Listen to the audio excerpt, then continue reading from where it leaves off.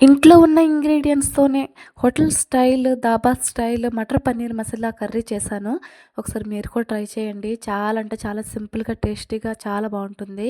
First అయితే నేను pan పెట్టుకొని ఆయిల్ వేసుకున్నాను. 2, 3 స్పూన్స్ వేసుకోండి. బాగా వేగాక వేరుశనగలు వేయించుకోవాలి. ఇవి కొంచెం వేగాక మనకి బిర్యానీ మసాలా ఉంటుంది కదా! లైక్ దాల్చిన చెక్క, ఇలాచి, క్లోవ్స్, మిరియాలు ఇలాంటివి కొంచెం జీరా ఇలాంటివి వేసుకోండి. దీంతో పాటు కొంచెం ధనియాలు వేసుకొని కొంచెం వేయించుకోవాలి. సిమ్‌లో పెట్టి వేయించుకోండి. సో, ఏంటంటే సిమ్‌లో వేగాక వేగంగా మాడిపోకుండా ఉండే ఛాన్స్ ఉంటుంది. దీని తర్వాత చిన్నగా కట్ చేసుకున్న ఒక బిగ్ ఆనియన్ వేసుకోండి. ఇది కొంచెం వేగాక ఒక 4 రెబ్బలు గార్లిక్ వేసుకోండి. ఇంకా అల్లం చిన్నగా కట్ చేసుకొని వేసుకోవాలి. వీటి మొత్తాన్ని బాగా వేయించుకోండి. దీని తర్వాత 3 టమాటాలు ఒక పెద్ద సైజు తీసుకోండి. అవి కట్ చేసి దీనిలో వేయించుకోవాలి. ఇవి కొంచెం మెత్తగా అయితే మనం మిక్సీ పట్టుకుంటే చాలా స్మూత్‌గా బ్లెండ్ అయిపోతుంది కదా! అందుకని. నెక్స్ట్ దీనిలో కొంచెం సాల్ట్, కొంచెం పసుపు వేసుకొని మొత్తం వేయించుకోండి. ఇక్కడేంటంటే ఇవి ఇలా మగ్గిన తర్వాత దీన్ని పేస్ట్ చేస్తే చాలా స్మూత్ టెక్స్చర్ ఉంటుంది కదా! దానివల్ల టేస్ట్ ఎన్హాన్స్ అవుతుంది. ఇక్కడ నేను పన్నీర్ తీసుకున్నాను. క్యూబ్‌లా కట్ చేసుకున్నాను. ఇక్కడ చూసారా మగ్గిపోయింది. దీన్నేంటంటే సైడ్ పెట్టేయాలి ఆఫ్ చేసి చల్లారనివ్వాలి. మీలో ఎంతమందికి పన్నీర్ కర్రీ అంటే ఇష్టం? నాకు కమెంట్‌లో మెన్షన్ చేయండి తప్పకుండా మర్చిపోవద్దు. ఇక్కడైతే నేను ఇది మొత్తం మిక్సీలో వేసుకొని చల్లారనించుకుంటున్నాను. దీన్ని నెక్స్ట్ మళ్ళీ మనం ప్యాన్ పెట్టుకోవాలి. ఇక్కడేంటంటే కాజు వేస్తే ఇంకా టేస్ట్ ఉంటుంది కదా! దాన్ని కొద్దిసేపు ఒక 10 నిమిషాల ముందు నానబెట్టుకోవాలి. ఇక్కడైతే ఆయిల్ వేసుకొని హీట్ అయ్యాక మనం పన్నీర్ క్యూబ్స్‌ని కొంచెం ఫ్రై చేసుకోవాలి. ఎక్కువ చేస్తే సాగేలాగా కొంచెం రబ్బర్‌లాగా అయిపోతుంది. ఎక్కువ చేయకూడదు. కొంచెం కలర్ చేంజ్ అయితే చాలు. ఇక్కడ చూసారా? కొంచెం అడుగంటుకోకుండా నేను అలా కలుపుతూ ఉన్నాను. లేదంటే ముక్కలుగా విరిగిపోతుంది. ఇది షాప్‌లో కొన్న పన్నీర్ కదా! అందుకని. నెక్స్ట్ ఇక్కడ చూసారా? ఇలా కొంచెం కలర్ చేంజ్ అయితే చాలు. నెక్స్ట్ మళ్ళీ పాన్ పెట్టుకొని కొంచెం ఆయిల్ వేసుకోండి.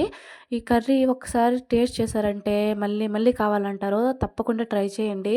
ఎవరైనా ట్రై చేస్తే నాకు కామెంట్ సెక్షన్‌లో కామెంట్ చేయండి. ఇక్కడ ఆయిల్‌లో కొంచెం జీరా, కొంచెం ఆవాలు వేసుకొని వేయించుకోవాలి. చిటపటలాడించాలి. దీన్ని నెక్స్ట్ ఏంటంటే ఎండుమిర్చి ఒకటి వేసుకోండి. ఇవి బాగా వేగాక మళ్ళీ ఒక ఆనియన్ చిన్నగా కట్ చేసుకొని వేయించుకోవాలి దీనిలో.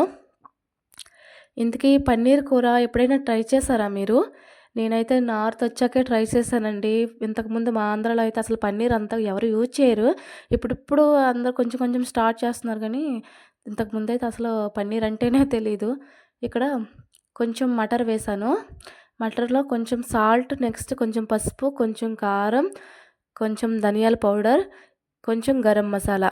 మన దగ్గర ఏం గరం మసాలా ఏదున్నా అవైలబుల్‌గా ఉన్నా అది వేసుకోవచ్చు. ఏం ప్రాబ్లమ్ లేదు.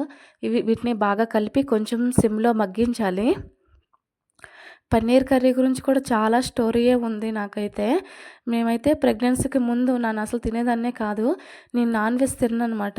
అప్పుడేంటంటే ప్రోటీన్ పరంగా ఆల్టర్‌నేటివ్‌గా పన్నీర్ తీసుకున్నాను. స్టార్టింగ్‌లో తినడం చాలా కష్టమైపోయేది. అలా అలవాటు చేసుకొని ఇప్పుడు పన్నీర్ లేకపోతే ఉండలేను. అలా అయిపోయింది. ఇక్కడైతే మటన్‌లో పాటు కొంచెం కాజు కూడా వేసుకున్నాను.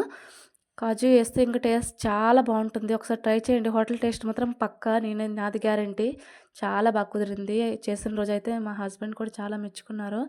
ఇక్కడ కొంచెం వాటర్ వేసుకొని సిమ్‌లో పెట్టి మగ్గించుకోండి. మటర్ కొద్దిగా ఒక 70% కుక్ అయిందంటే చాలు. చాలా ఈజీగా ఇది మటర్ ఏంటంటే పచ్చిది కాబట్టి వేగంగానే ఉడికిపోతుంది. ఇక్కడ ఒక సిమ్‌లో పెట్టుకొని వేయించుకోవాలి, ఉడికించుకోవాలి.